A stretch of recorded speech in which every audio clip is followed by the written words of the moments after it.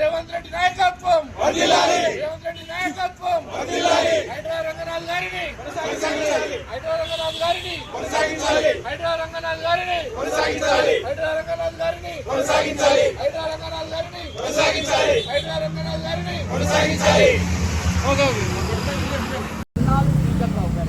సంజయ్ అనేది మొన్న వచ్చిందండి కన్వెన్షన్. అలాగే వాళ్ళ వైఫ్ పేరు సంజయ్. అందువల్ల కన్నాలు శ్రీధర్రావు అనే వ్యక్తి మా లేఅవుట్లో మా అందరికంటే రికార్డు చేస్తే మా అందరికంటే వెనక అందరూ ఒకటి బిడ్డలు కొనుక్కొని నా పక్కని లేకపోతే మూర్తిరాజు గారి పక్కని లేకపోతే ఇంకొకరి పక్కన అందరి పక్కన అలా కొనుక్కొని ఇప్పుడు ఆయన ఏం చేస్తున్నాడంటే మొత్తం 20 ఏకర్స్ లేఅవుట్ అండి. ఎంతోమంది కష్టపడి ఎంప్లాయీస్ దాన్ని లేఅవుట్ తయారు చేస్తున్నారు. దాన్ని అతను వచ్చిన తర్వాత అప్పటి వరకు మాకు ఎటువంటి డిస్టర్బెన్స్ లేదండి. మా దగ్గర ఉన్న చూసుకోండి. కానీ ఇలాంటి మనిషి వచ్చిన తర్వాత మొత్తం డిస్టర్బ్ చేసి 20 ఎకరాలు కొట్టేయాలని ప్లాన్ చేశారు. కానీ హైడ్రా కమిషనర్ రంగనాథ్ గారు వచ్చిన తర్వాత ఏమండి ఆఫీసుల్లో కొందరు సిన్సియర్ ఆఫీసర్లు ఉంటారండి. ఐపీఎస్ ఐఏఎస్ అంటే చాలా చిన్నవాళ్ళు కాదండి. కానీ ఇలాంటి గూండాయిజం ఇలాంటివి చేస్తున్న వాళ్ళు ఆక్రమదారులు వాళ్ళకి చదువక్కర్లేదండి. దౌర్జన్యం ఉంటే చాలండి. ఈ విధంగా మా లేఅవుట్సే కాదండి, హైదరాబాద్లో ఎంతోమంది లేఅవుట్స్ని ఇలాంటి వాళ్ళు ఆక్రమించుకొని ఇప్పుడు వీళ్ళందరూ ఒకటయ్యి ఒకరికొకరు ఫోన్లు మాట్లాడుకుంటారు కదండి. ఇలాంటి ఒక సిన్సియర్ ఆఫీసర్ని బయటకు తీసుకురాస్తే కానీ మన ఆటలు వెళ్ళవు అనే దాని మీద ఎవరైతే ఈ బకాసులు ఉన్నారో వీళ్ళందరూ మాట్లాడుకొని ఎలాగైనా హైడ్రా కమిషన్ వస్తున్నారు. ఇంకో పాయింట్ ఏంటంటే ఒక రెస్పెక్టబుల్ హైకోర్టు ఇలాంటి ఆఫీసర్ ఉండకూడదు. మా ఏదైతే మేము టెస్కో ఇచ్చినా సరే, మేము ఆర్డర్ చేసినా సరే మా మాటలు ఏమంటారు దాన్ని తోలదండి ఆయన ముందుకెళ్తున్నాడు. మేము ఇచ్చిన హైకోర్టు ఆర్డర్స్ని అతను కాల్ రాస్తున్నాడు. సో అందుకనే ఇలాంటి వ్యక్తి ఉండకూడదు. కమిషనర్ రంగనాథ్ సార్ ఒక ఆయన సస్పెండ్ చేయాలి. లేకపోతే ఇంకొక వర్డండి ఎవ్వరూ మేము కట్టుకోలేనిది ఒక వర్డ్ వాడిందంటే హైకోర్టు. అది ఎంత తప్పు అని అంటే సెంట్రల్ ఏదైతే మిలిటరీ ఉందో మిలిటరీ వాళ్ళు అయినా సరే ఆయన అరెస్ట్ చేసి కోర్టులో అదే పోలీస్ స్టేషన్లో వేయండి అని చెప్పి ఆర్డర్ ఇచ్చిందండి. ఇప్పుడు మాలో ఉన్న ఎవరైతే సన్నాల శ్రీధర్రావు అని ఒక వ్యక్తి ఉన్నాడో ఏమంటే ఆయనకి ఎలాంటి హిస్టరీ ఉందో తెలుసా అండి.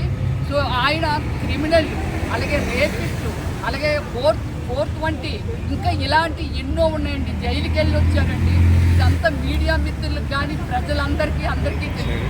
అలాంటి ఒక వ్యక్తికి మొన్న 10th అండి 4th మంత్లో కూడా అంటే టేకస్కో ఇచ్చిందండి. మా ఎఫ్సీఎల్ లేఅవుట్ ఎలాంటి కన్స్ట్రక్షన్ జరగకూడదు, హైడ్రా కూడా వెళ్ళకూడదని ఇచ్చిందండి. కరెక్టే. కానీ హైడ్రా రాలేదండి.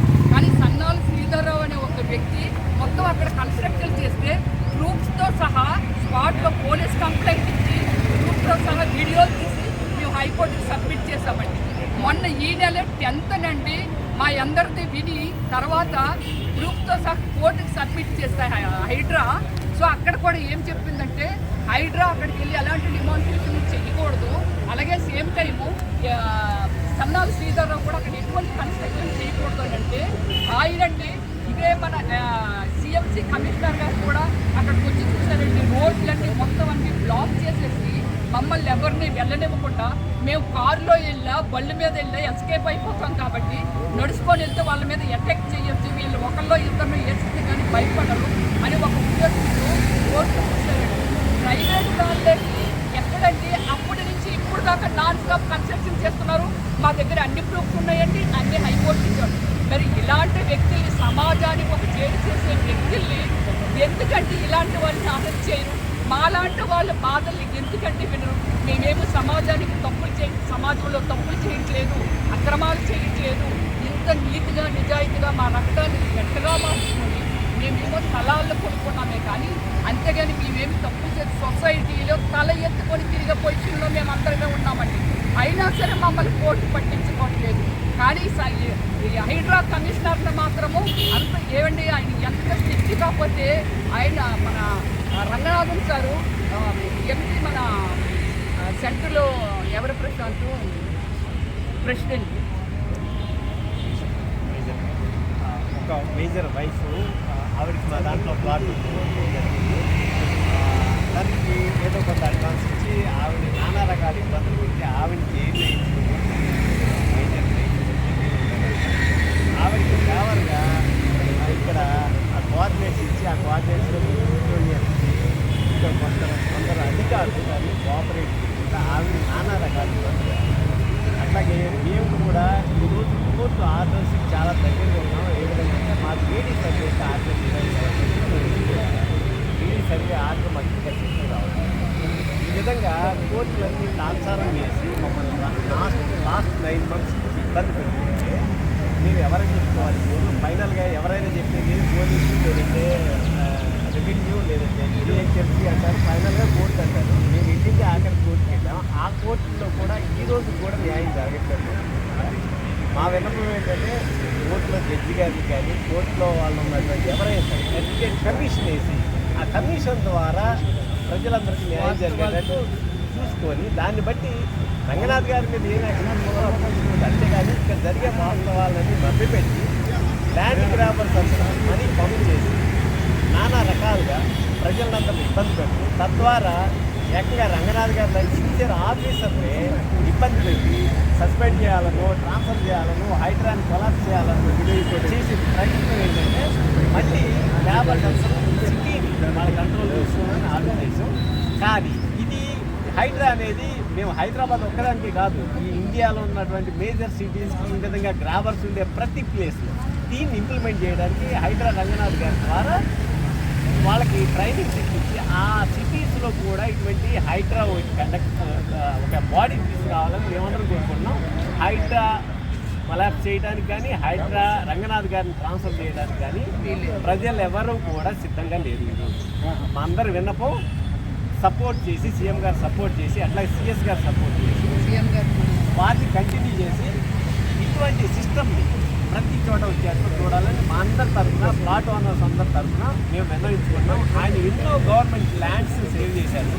పక్క రాష్ట్రంకి వెళ్తే గవర్నమెంట్ ల్యాండ్స్ లేక రైతుల దగ్గర నుంచి భూములు తీసుకుంటా ఉంటే హైదరాబాద్లో గోల్డెన్ గవర్నమెంట్ ల్యాండ్స్ ఉంటే గవర్నమెంట్ ల్యాండ్స్ కాపాడుకోలేని పరిస్థితుల్లో మనం ఈరోజు ఉంటే రేపొద్దున గవర్నమెంట్ ల్యాండ్స్ అన్నీ అయిపోయిన తర్వాత మళ్ళీ ప్రైవేట్ ల్యాండ్స్ మీద అవసరమైతే నోటీస్ ఇచ్చి తీసుకుంటారు. ఆ పరిస్థితి రాకుండా ఉండాలంటే ఈరోజు గవర్నమెంట్ ల్యాండ్స్ని కాపాడాల్సిన బాధ్యత ఉంది. ఆయన ఇప్పటికీ 1,50,000 కోట్ల రూపాయల ఈక్వాలెంట్ మనీ గవర్నమెంట్కి సేవ్ చేశారు. దాని అర్థం 15 billion. It is not a small amount. ఆయన ఇచ్చే సర్వీస్ కానీ జీతం కానీ ఏదన్నా ఉంటే నథింగ్ దీంతో పోల్చుకుంటే. కాబట్టి అటువంటి వ్యక్తి కంటిన్యూ అవ్వడం చాలా అండి. నా పేరు ప్రశాంత్ అండి. ఎఫ్సిఐ లేఅవుట్ నుంచి వచ్చాం మేమందరం కూడా. నేను స్ట్రైట్గా హైకోర్టుని ఒకటే అడగదలుచుకున్నానండి. ఏదైతే ఈరోజు పేదల భూములు అంటే లేఅవుట్లో రోడ్లు కానీ లేకపోతే గవర్నమెంట్ చెరువులు కానీ లేకపోతే భూములు కానీ ఏవైతే ఈరోజు కొన్ని వేల లక్షల కోట్ల విలువైన భూములు ఈరోజు రక్షించబడుతున్నాయంటే అది కేవలం హైడ్రా అని ఒక డిపార్ట్మెంట్ దాంట్లో ఉన్న కమిషనర్ రంగనాథ్ గారి వల్ల అంటే దానికి ఒక ఎగ్జాంపుల్ చెప్తాను. మాది ఏదైతే fertilizer corporation employees of India cooperative housing society limited ఉంది, దాంట్లో మాకు ఒక ప్లాట్ ఉందండి. ఇన్ని సంవత్సరాలు బట్టి కూడా మా ప్లాట్లోకి మేము వెళ్ళలేని పరిస్థితి. ఎందుకంటే అక్కడ ఒక గూండా రాజ్యం, ఒక సన్నాల శ్రీధర్రావు అనే మమ్మల్ని అందరినీ భయపెడుతూ మా ప్లాట్లన్నీ కూడా కబ్జా చేసి మా ప్లాట్లలోకి మమ్మల్ని వెళ్ళమని పరిస్థితి అండి. కానీ మేము మున్సిపల్ ఆఫీస్ని తిరిగాం, ఎంఆర్ఓ ఆఫీస్ని తిరిగాం, పోలీస్ స్టేషన్ చుట్టూ తిరిగాం, ప్రయోజనం లేదండి. అప్పటికి ఇంకా హైడ్రా స్థాపించబడలేదు. కానీ హైడ్రా స్థాపించాక మేము హైడ్రాకి కంప్లైంట్ చేసిన తర్వాత మా లేఅవుట్ యొక్క రోడ్లు ఇలాగ గురయ్యేయండి, కబ్జా గురయ్యేయండి, మా లేఅవుట్ అని మొత్తం చెదిరిపోయిందండి.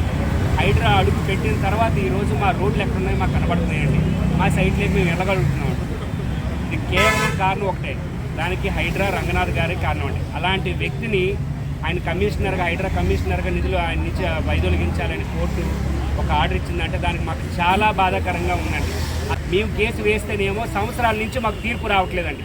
మా యొక్క రోడ్లు, మా ఏదైతే మా సొసైటీ తాలూకు రోడ్లు, మా ప్లాట్లు ఐడెంటిఫై చేయండి, మాకు ఒక సర్వే నిర్వహించండి అని చెప్పేసి మేము ఒక కేసు వేస్తే ఈ రోజుకి కూడా జడ్జిమెంట్ రాని దుస్థితిలో మేము ఉన్నామండి.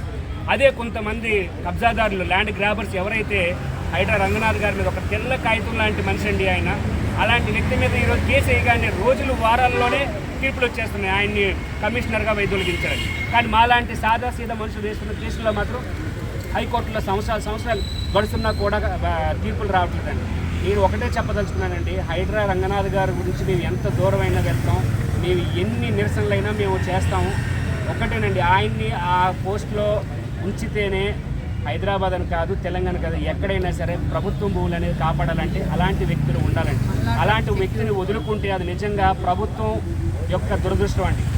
అలాంటి ఆయన కోసం మనం ఎంతైనా పోరాడవచ్చు. ఇది మనస్ఫూర్తిగా మేము చెప్తున్న విషయం అండి.